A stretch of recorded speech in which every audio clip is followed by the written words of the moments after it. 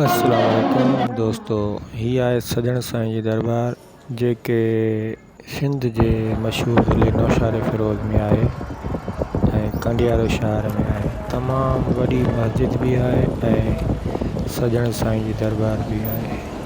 असां जुमे जे ॾींहुं पहुता आहियूं, हिते निमाज़ पढ़ंदासीं ऐं तव्हांखे हिन दरबार जी ज़ियारत बि कराईंदासीं। ही दरबार उहा आहे जिते तक़रीबन जेके कुबानी उहे पूरी सिंध ऐं पाकिस्तान खां जेके बि मस्जिदूं आहिनि हुननि खां वधीक हिननि में कुबा आहिनि, गुंबद आहिनि।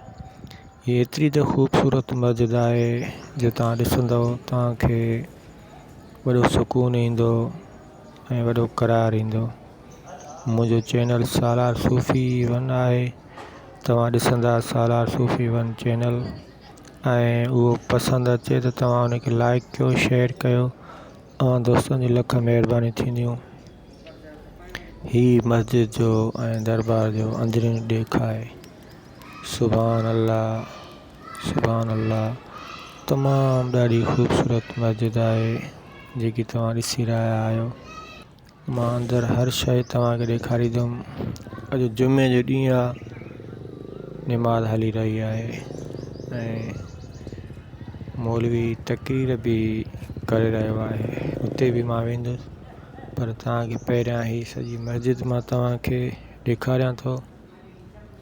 ही गुंबदनी सजण साईं जी दरबार जेकी इन जी भिक में ई आहे। ही मस्जिद बि साईं सजण साईं जी आहे ऐं ही नज़ारा, ही टाइल्स मार्बल,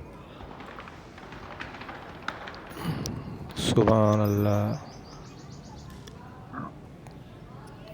ही नज़ारो ॾिसो तव्हां, हिते एतिरो सुकून आहे, बसि अलाह जो घर आहे, सुकून ई हूंदो। अञा मस्जिद जो कमु हली रहियो आहे।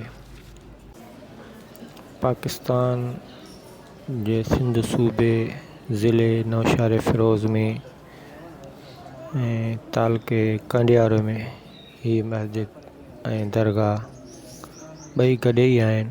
दरगाह बि हिते ई आहे। तक़रीर करे रहियो आहे, जुमे जो ख़ुतबो पढ़ी रहियो आहे। असां हिते पाण मौजूदु आहियूं। असां निमाज़ बि पढ़ंदासीं।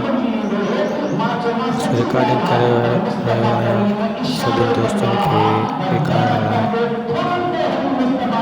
हिते वॾो दिली सुकून मिले थो।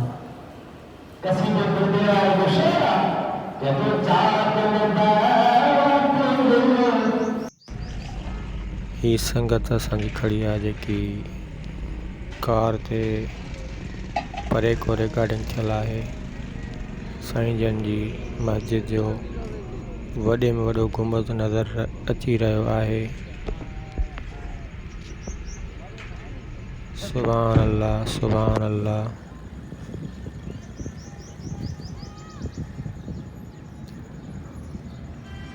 हिते उर्स बि थींदो आहे, मतिलबु मेलो।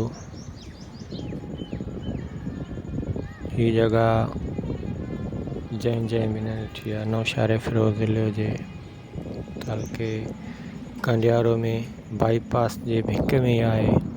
मेन बाईपास जेकी कराची तरफ़ वञी रही आहे, बसि उन जी भर में ई आहे।